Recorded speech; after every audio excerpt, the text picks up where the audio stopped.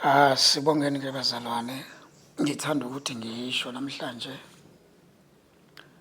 umhla ka-5 uDisemba. Ngithanda ukubonga leli thuba engilitholayo lokuphakamisa nje amandla kaNkulunkulu ukuthi noma yini eyenzekayo empilweni yethu uNkulunkulu besalokhu enathi. Siyabonga lo 2025 nokho abaningi badlule ebunzimeni ngokwahlukahlukana ngokwezigaba ezahlukene zempilo. Siyambonga kakhulu uNkulunkulu kodwa ukuthi nje sinalo ithuba lokuthi siqhubeke siphile siye phambili lempilo. Ngithanda ukuveza lento ngokuyiveza ngoyicacisa ukuthi lesi sikhathi esiphila kuso isikhathi esimele ukuthi siqaphele nesifundiso esibekwe kithi. Iqiniso lithi umuntu okholwayo usempini yokuthi izimo zifuna ukumiyekisa ukukholwa. Kuzothi ongakholwa usempini yokuthi akafe engazange aze alithole ivangeli. Akekho umuntu ohlaliseke kahle, bonke abantu baseyinkingeni kuya ngokuthi ukusiphi isigaba sempilo, kodwa isigaba sempilo okusona singangey'nkinga zakho obhekene nazo. La uhlezi khona kuney'nkinga ey'lingana nawe. Siyabonga kakhulu ukuthi uNkulunkulu kwazile ukusilonda wonke lo nyaka kwaze kwayimanje. Iqiniso ukuthi abanye bebegwebhile phansi ukuthi ngeke sifike kuDisemba, abanye bagwebha phansi ukuthi ngeke sikhone ukuphumelela ey'ntweni uNkulunkulu akade sinikeze zona ukuthi siyi-achieve. Abanye bebegwebhe phansi ukuthi vele uyashaya uDisemba vele asisekho, sesidlulile emhlabeni. Kwasho ukuthi uNkulunkulu lo akubona abantu abakhuluma noma yini abayithandayo.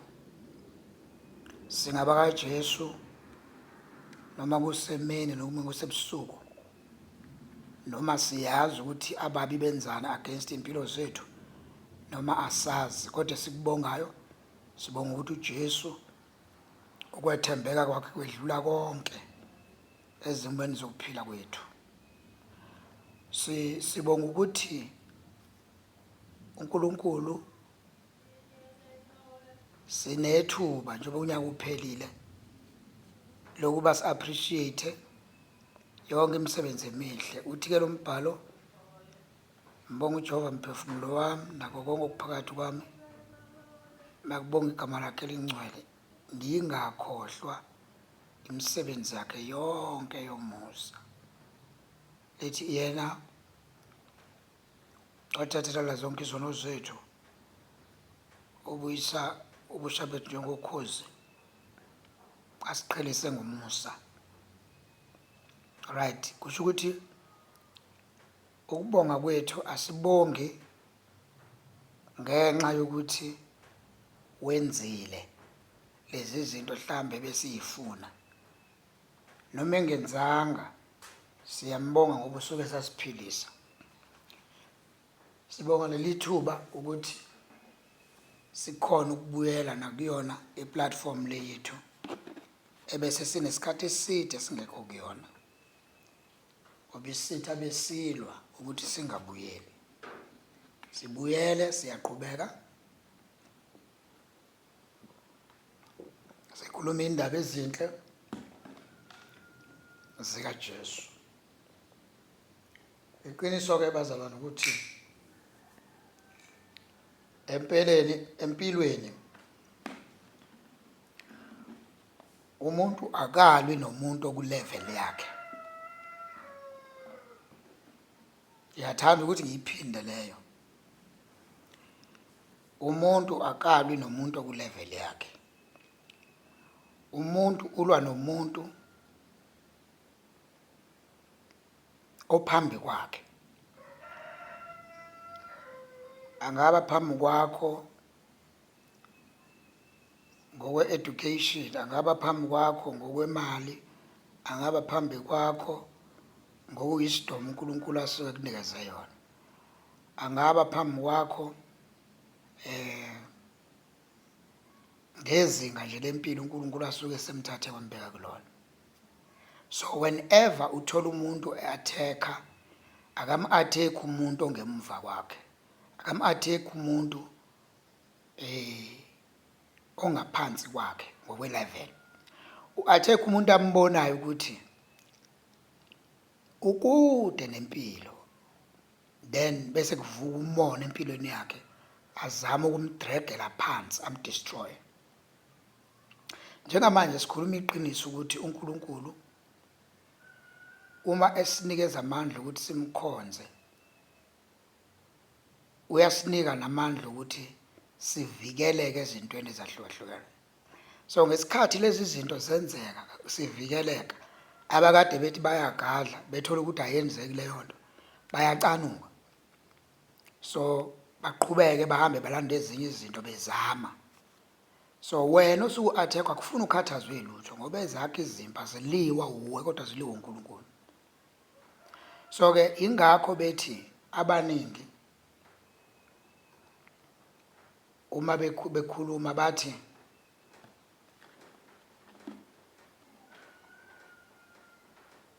uma sewuvukelwa izinkinga kakhulu endleleni, kumele uvele uyiyeke eziningi izinto, ufocus kuNkulunkulu kuphela ukuze ukwazi ukubona ukusiza kwakhe. Isibonelo, uJobe simbonile evukelwa izinkinga, efelwa abantwana bakhe, kwenzeka into ezihlukahlukene, kwaze kwagcina ukufa kwafika kuyena wagula. Lithi iBhayibheli uJobe akazange ayikhathaze ngezinto eziningi kodwa ithemba lakhe walibeka kuNkulunkulu. Uhamba azafike lapha ekutheleni masedlule inkinga athi bengizwile ngayo kodwa sengikubonile.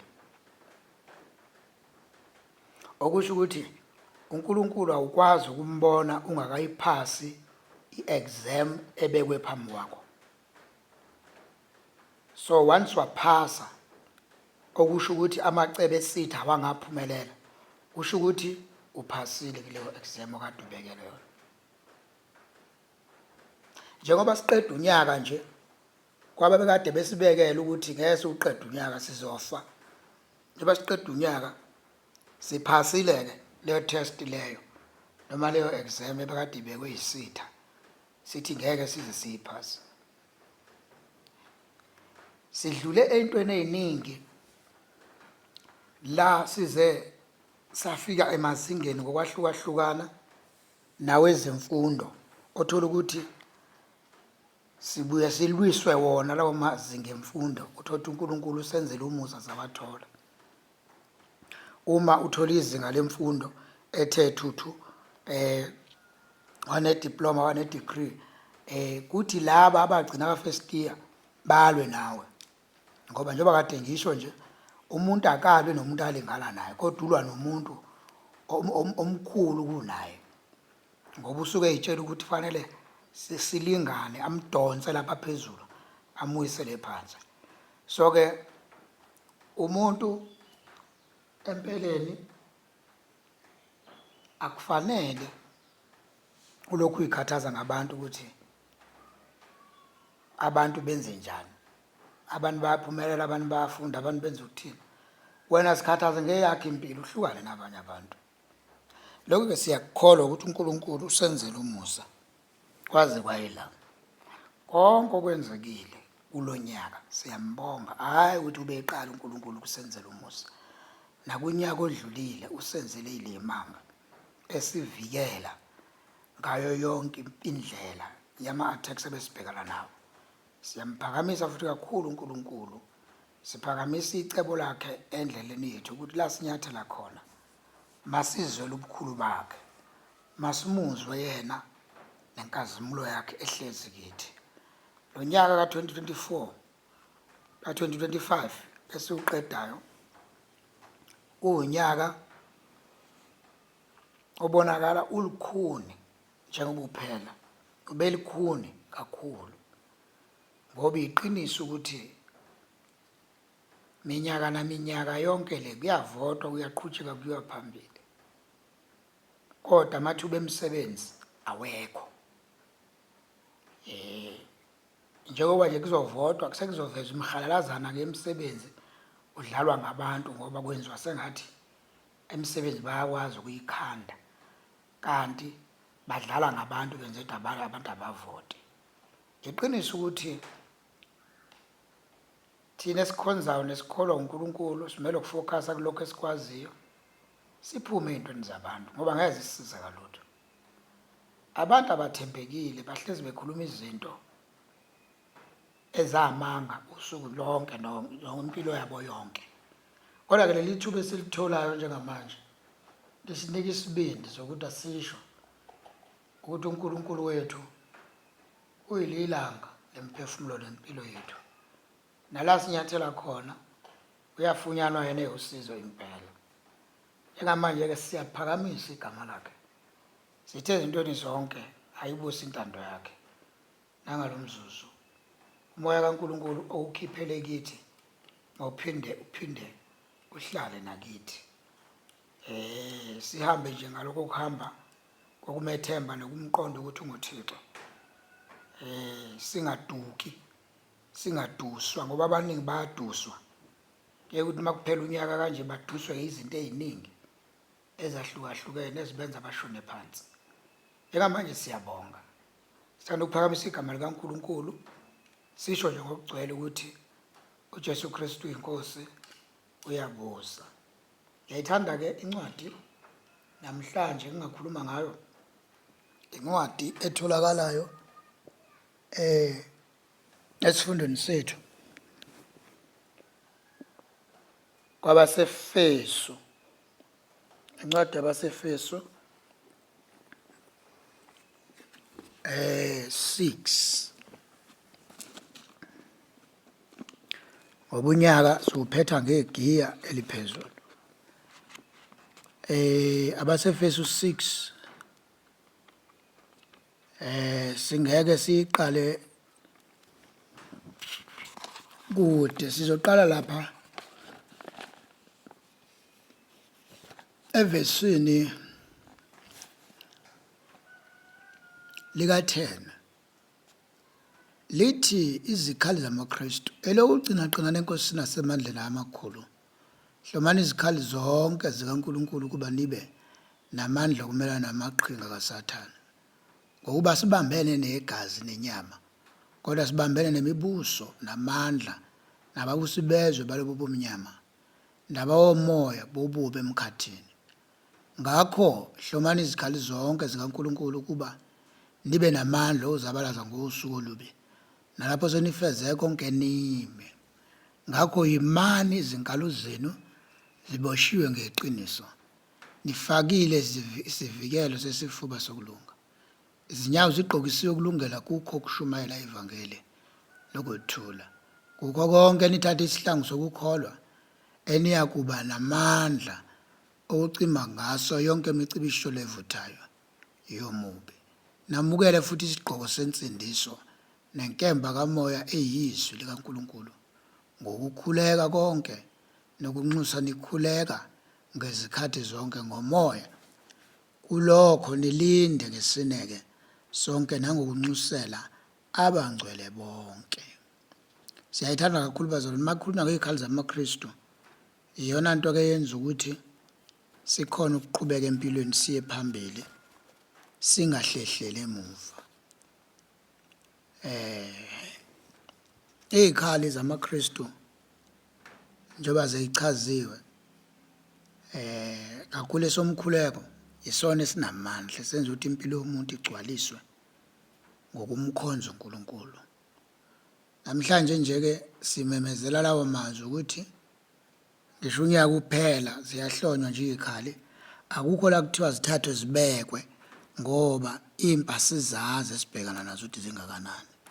Ngakho-ke simele ukuma nje sime ngeqiniso nakuNkulunkulu, sime ngokumqonda kuyo yonke into esiyenzayo, simqonde nje uThixo ukuthi unguThixo opheleleyo, sithi unguThixo wenyaniso, unguThixo waphakade. Namanje-ke ukubusa kwakhe makuhlale enhliziyweni zethu, kusilondoloze ngoJesu ophilayo kuze kube phakade.